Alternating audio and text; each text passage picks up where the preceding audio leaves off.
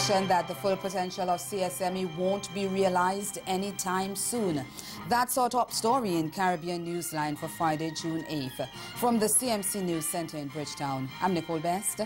Good evening. Prime Minister of St. Vincent and the Grenadines, Dr. Ralph Gonsalves, says the CARICOM single market and economy, the CSME, will not realize its full potential in the foreseeable future. He made the comments as he addressed a two-day regional stakeholder consultation on the CSME hosted by CARICOM Secretary General Erwin Larocque. Gonsalves is advocating for the region to simplify its plans so as to make them practical as possible, adding that he doesn't believe the region can move towards a single economy because of the nature of respective economies and the uneven stages of development. The Vincentian Prime Minister said the current unequally yoked construct of CARICOM makes it difficult for the region to achieve deeper integration if it remains so unequally yoked. He said much more needs to be done on the single market phase of the CSME and other areas of the integration process. He called for a revamping of governance structures and an amendment to the revised Treaty of Chaguaramas. Also addressing the workshop was former Jamaica Prime Minister Bruce Golden. He is calling for a serious face-to-face consultation on the CSME. Golden said the consultation is to ensure CSME's survival, even as he acknowledged that within the region, most, if not all of CARICOM, there are deep misgivings of some of the CSME requirements. The former Prime Minister said in the present circumstances, the region is much further away from the fulfillment of the single market and economy than it is from the common market, which it was supposed to replace. The CSME, the highlight of the 1989 Grand Dance Declaration, allows for free movement of goods, skills, labor and services across the 15-member regional integration grouping, and Golden said the latest report provided to him ahead of the consultation once again raised the issue of implementation and the progress that had been made. Hardly any excuse has been offered by any member state as to why they have failed to act. I dare say hardly any excuse or explanation could be proffered because of the length of time that has elapsed. The report lists unimplemented decisions, agreements awaiting signatures or ratification, protocols not instituted, required legislation not enacted, administrative steps not taken, issues that in some instances, and the Secretary General pointed to it, matters which in some instances have been languishing for more than 10 years. One gets a sense that time is of no essence, compliance of no great priority. Golden also credited the Guyana-based Secretariat for the effort it had been making to push the implementation process and to assist member states in fulfilling their obligations. Nonetheless, Golden said achieving complete CSME implementation is a journey, and along the journey progress has been made in terms of the creation of legislative and institutional frameworks for its operation. Leader of the opposition United People's Party, Harold Lovell, is calling for civil disobedience in Antigua and Barbuda if government fails to address a number of issues he says are of national interest. Lovell was addressing scores of citizens following a march in St. John's on Thursday afternoon. The UPP leader said the march was to bring attention to issues of corruption at all levels of governance. But right now, we're going to march, we're going to picket, we're going to go to court, and if all of those things do not work, we are going to call for civil disobedience in Antigua and Barbuda. Look, we are going to be a fighting opposition. We're going to be a strong opposition. We're going to be a non-nonsense opposition. And I want you, the people of Antigua and Barbuda, to know. We are going to stand up. We are not afraid. And I want everybody to say with me, no retreat! No retreat! One love, one heart, forward ever, backward never, forward and attack.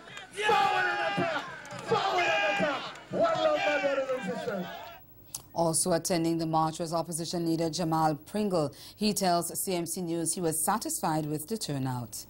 So 2 months after the election, and here we have quite a number of people on the street protesting against what they deem unfair treatment and unfair justice to the people of Antigua and Barbuda, where there's so many issues, and none of these issues are being addressed by the necessary bodies in the country, so that we, the people, can have some level of satisfaction to what it is that's happening in our government. Venezuela says it will be joining Guyana at the International Court of Justice, the ICJ, to seek a resolution to the decades-old border controversy over the Essequibo region. The South American country earlier this year rejected the decision by United Nations Secretary General Antonio Guterres to refer the controversy to the ICJ, saying it preferred bilateral negotiations to try to reach a resolution. But Venezuela's Ministry of People's Power for Foreign Affairs says it decided to participate in the ICJ proceedings following communication from the court on June 4. That correspondence indicated that the president of the court would receive Guyanese and Venezuelan representatives to hear the points of views of the parties regarding the procedural issues. We get more in this HGP TV News report.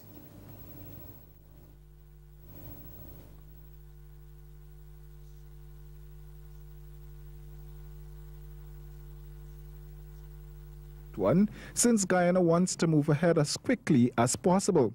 The president was then asked if he feels Venezuela has backed down from their official position. I don't know what Venezuela is doing. I am not President Maduro. I don't know what Venezuela is planning to do. What I know, what I can tell you is what we are planning to do. The claim by Venezuela has caused a number of investors to pack up and leave from the Essequibo region for fear of aggression from Caracas. Among the companies who held their ground in the face of threats from Venezuela is ExxonMobil. President Granger has raised the border issue at every international forum at which he spoke and campaigned for the support of the international community in the matter. Meanwhile, the Ministry of Foreign Affairs in Guyana announced on Wednesday that the president of the International Court of Justice, Judge Abdulakwai Ahmad Yousaf, has invited the representatives of Guyana and Venezuela to attend a meeting with him on June 18, 2018 in The Hague, Netherlands. Police in Guyana have arrested the suspected mastermind behind the high seas pirate gang that carried out the deadly attack on Guyanese fishermen in neighboring Suriname. We get the details of this Capital News report. Police made the arrest on Monday at number 68 Village Quarantine Babies. The suspect was identified as Primanot Posod, known as Sinbad. Commander of B Division Lyndon Alves confirmed the arrest with this newscast. He said Sinbad was on the police's radar boat in Guyana and Suriname following the deadly piracy attack in neighboring Suriname, where 16 Guyanese were beaten and thrown overboard. Sinbad, following his arrest, was transferred to the Major Crimes Unit of the Guyana Police Force as the probe in the case intensified. He was said to be the leader of the piracy gang, and following the deadly attack, survivors mentioned his name to both local and Surinamese police. Earlier, the alleged mastermind, businessman Nankul Monahar, was arrested and charged with murder, while on Wednesday, a 19-year-old suspect was also charged with murder. Meanwhile, family members of those missing are still keeping hope alive 6 weeks later, hoping that their loved ones can make a safe return. But those hopes are quickly fading, and most of them now fear the worst. 5 fishermen survived the deadly attack, while 4 bodies were recovered, and the others are still missing. Over a dozen Guyanese were arrested in Suriname. Sinbad's arrest has brought the number to 3 of those arrested locally. 2 of those arrested in Guyana have already been slapped with murder charges. Sinbad is expected to be arraigned in court soon. And still to come in Caribbean Newsline, the IMF says Barbados is in a precarious economic situation. Stay with us. There's more news after the break. starts from sunrise. A city filled with an island vibe, music, people, color, friendship, culture, and the warmest of smiles. Come enjoy the unique costumes, pulsating steel pans, exotic culture, exciting fetes, and unforgettable people. Discover Antigua's Carnival, the Caribbean's greatest summer festival, July 27th to August 8th, because the beach really is just the beginning.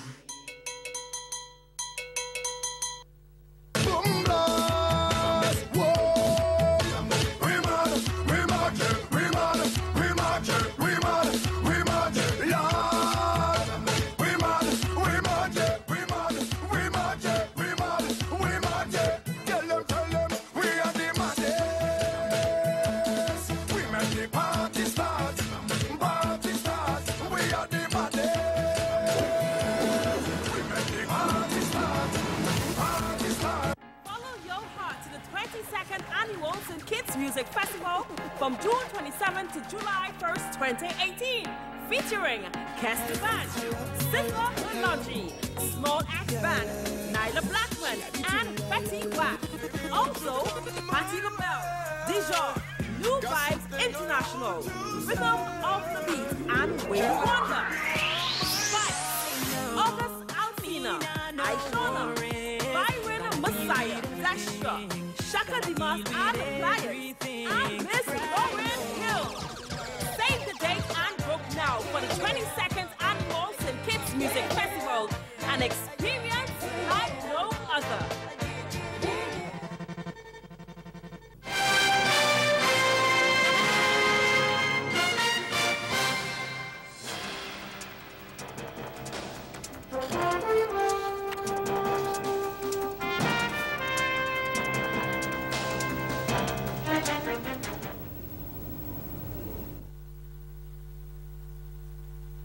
National Monetary Fund, the IMF, says Barbados is in a precarious economic situation with its international reserves at a mere $220 million, along with unsustainable central government debt. Head of the recent IMF delegation to Barbados, Bert Van Selm, said at the end of a three-day visit that while the fiscal deficit has decreased over the last few years, it's still high at about 4% of GDP in the fiscal year 2017-2018. He said that at this juncture, the IMF's recommendations contained in the 2017 Article 4 consultation remain highly relevant to rebuilding confidence and addressing Barbados's current challenges. The IMF official says substantial fiscal consolidation is needed to place debt on a clear downward trajectory in conjunction with the debt restructuring proposed by the new government and to address balance of payments risks that cloud the country's future. Trinidad and Tobago's Finance Minister Colm Inbert maintains that the Twin Island Republic's economy is showing signs of improvement, and he again blasted the naysayers, saying they were trying to paint a negative economic picture of the country. Speaking at a public meeting of the ruling People's National Movement on Thursday night, Inbert maintained that his prediction of a brighter economic situation continues. He reminded supporters that when the PNM came to power in late 2015, the price of oil was tumbling and the country had seen a drastic decline in oil revenue. Imbert said in the last 2 years, annual revenue stood at $1 billion TT compared to the $30 billion the last administration had enjoyed in the last 2.5 years of its term in office. But he said the Keith Rowley administration had embarked on policies that were now bearing fruit.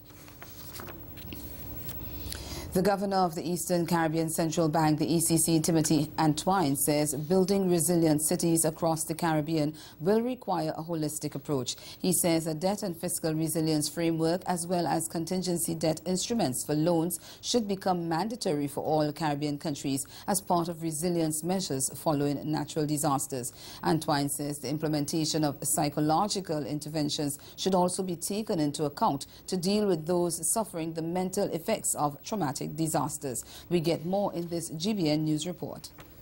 governor of the Eastern Caribbean Central Bank, Timothy Antoine, says building resilient cities across the Caribbean will require a holistic approach. The ECCB governor said he had already held discussions with international credit and donor representatives with the goal of creating a standstill on loans following natural disasters. What we're proposing is a standard treatment that will be in all instruments for all, at least small states. I suspect the larger states may have an interest in this, but I'm commenting from a small state, and I believe that is part of building debt resilience. He added that renegotiating a loan should not be done in the immediate aftermath of a disaster. The precious resources in the Ministry of Finance, precious and scarce, have to be focused on rebuilding, and that's the worst time to have to spend on that. And I know because I lived that experience. And so we're advocating for what is now called in the literature state contingent debt instruments. And so recently, having visited Washington, I then wrote to both the managing director of the IMF and the president of the World Bank about collaborating with us in the ECCU and the wider region to see how we can have common cause on this issue. Because really the point is, we want to avoid a situation where countries have to do these things on their own after an event when they have to go through restructuring a loan.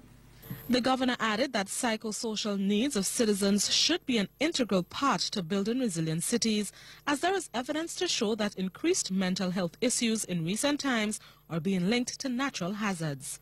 And I recall our own experience in Grenada. One colleague in the Ministry of Finance, anytime the wind started to howl, she would literally have an anxiety attack because she was reliving the experience of Hurricane Ivan. And for many people, that was very traumatic, long after the storm had passed. What am I saying?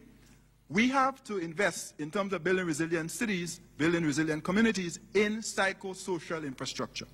And we have to make sure that that infrastructure is in place and can be deployed very rapidly in the event of a disaster. Anecdotally, I am seeing and hearing of increased incidents of mental health issues, and some of that has to be attributed to some of these shocks. I'm not saying that's the only thing. And so the question is, as we speak, there are folks in Dominica who are extremely anxious about the next hurricane season because they are still picking up the pieces of the last season. That is a very important issue. Mr. Antoine noted that resilience requires countries to be able to withstand, adapt and rapidly recover from events and shocks, and that includes building fiscal and debt resilience. And ahead in Newsline Sport, West Indies expand their lead in a second innings after dismissing Sri Lanka on day 3 of the first test. Stay with us. Sport is next.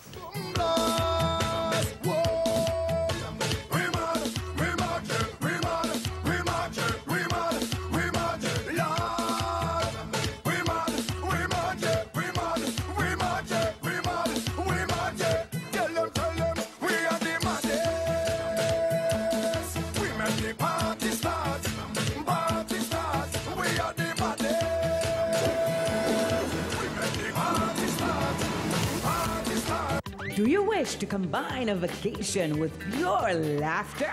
Then St. Martin is the place to be on June 22nd and 23rd for the 14th annual edition of its comedy festival, Laugh Till Belly Burst, with comedians from all over the world. Book hotel and show tickets until June 20th now at www.ltbbsxm.com.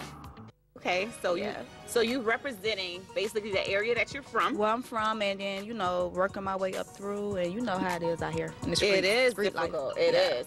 Let me ask you, have you gotten any run-ins so far as you being a young lady in the industry? Have you been hit yet with any type of, you know, biases because you're a woman? You know, it's like, okay, she got to prove herself a little bit more. How have you been able to deal with that? No girl can't see me and cause problem. Them a man clowns and me walk on them. Shenseea comes through with a new banger, Shenyan Anthem. The track, which was recorded on the Rice Grain Rhythm, was produced by Johnny Chimney, who heads Chimney Records. Shenseea is just one of the many female dancehall artists pushing the genre right now. The once male-dominated genre is fastly becoming a haven for female artists to display their talent.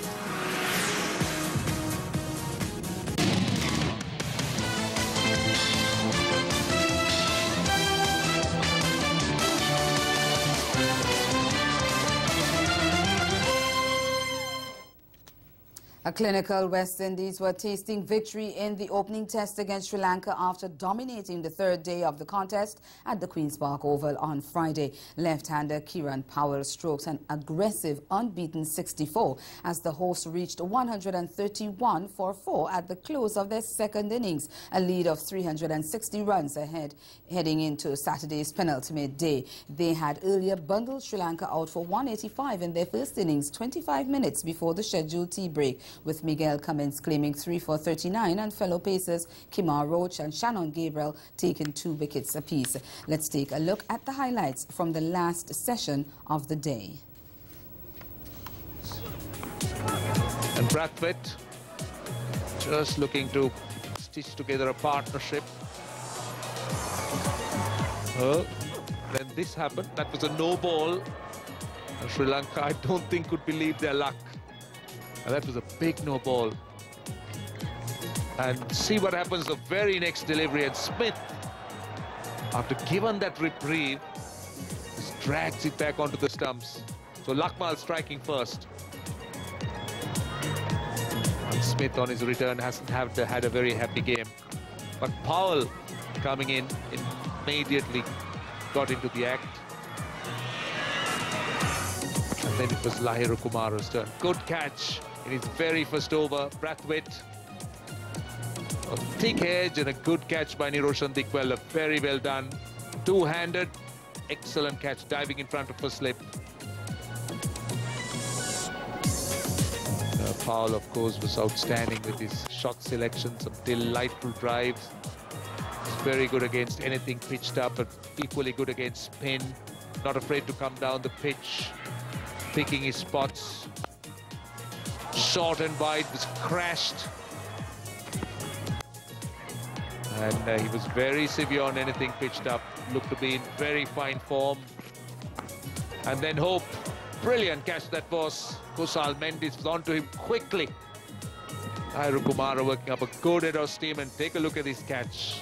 Airborne, two-handed. Great exhibition of catching in the slips. So Kumara again turning out to be Sri Lanka's most potent weapon.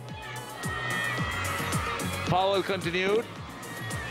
That wasn't actually off the middle of the bat, though this one was timed beautifully, and this was the way he reached his half-century. Coming down the wicket to the off-spinner and hitting it all the way. Mudalige wasn't really up to it, but this one, Rangana Herath, just bowling it deliberately slower, and Chase just getting onto the back foot to a ball that one felt was pitched up a little bit fuller, and the ball staying down didn't help his cause. So that was a 4th wicket loss for the West Indies. Dowridge, the first innings centurion, did come in quite late, 11 not out of 17 minutes. The West Indies went into stumps on 131 for 4. Well, attacking West Indies opener Evan Lewis has climbed into the top 5 of the ICC T20 batting rankings, but champion off-spinner Sunil Narine has lost ground. In the latest rankings released Friday, the left-handed Lewis jumped 1 place to 5th on 753 ratings points. He has emerged as one of the Windies' most dependable players in the shortest format, following his debut 2 years ago. In his last 3 T20 international innings, he has lashed 102 half-centuries. The 26-year-old is the only Caribbean player in the top 20. Veteran right-hander Marlon Samuels is the next highest-ranked batsman at 24th. In the bowling rankings, leg spinner Samuel Badri has remained steady at number 4. The 37-year-old, once the top-rated T20 bowler, now sits behind number 1 Rashid Khan of Afghanistan, with another leg spinner Shadab Khan of Pakistan in 2nd spot. There was no such good fortune for Narayan, who slipped 4 places to 18th in the rankings. The 30-year-old is one of the world's finest spinners in the shortest format, but has not played for West Indies since the one-off T20 international against England last September. He and Badri are the only 2 Windies players in the top 20, with captain Carlos Brathwaite the next best positioned at 26th. 2015 world champion Daniel Williams was the lone Jamaican winner at Thursday's IAAF Diamond League meet in Oslo, Norway on Thursday. Williams spent a victory in the women's 100 meters hurdles, winning in a season's best 12.60 seconds.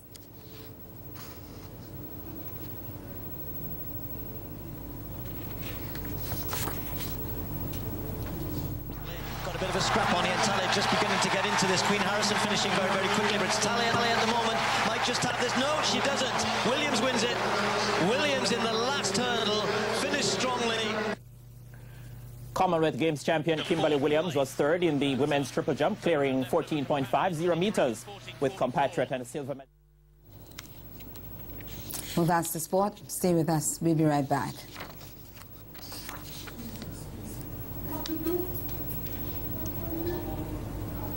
Beachfront and fantastic weather continues to leave quite an impression on newcomers to the island and returning visitors. The Caribbean island, quite popular as a vacation hotspot, is not only beautiful due to its natural aesthetics. The island of Barbados continues to grow in popularity because of unique connections developed with our people, our culture. We can't wait to welcome you. It starts from sunrise, a city filled with an island vibe, music, people, color, friendship, culture, and the warmest of smiles. Come enjoy the unique costumes, pulsating steel pans, exotic culture, exciting fetes, and unforgettable people. Discover Antigua's Carnival, the Caribbean's greatest summer festival, July 27th to August 8th, because the beach really is just the beginning.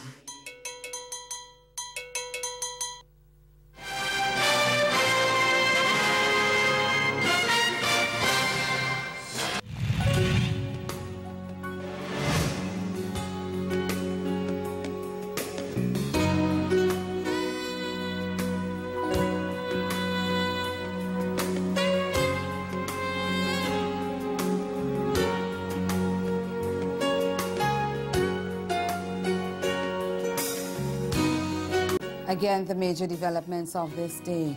The St. Vincent and the Grenadines Prime Minister, Dr. Ralph Gonsalves, says the CSME won't realize its full potential in the foreseeable future. And in sport, West Indies tasting victory in the opening test against Sri Lanka after dominating the third day of the contest. That's Caribbean Newsline. For news and sport around the clock, log on to CarnaNews.com. We'll be back here again on Monday. But from all of us at CMC News, thank you for watching. Do have yourselves a good night and a fantastic weekend.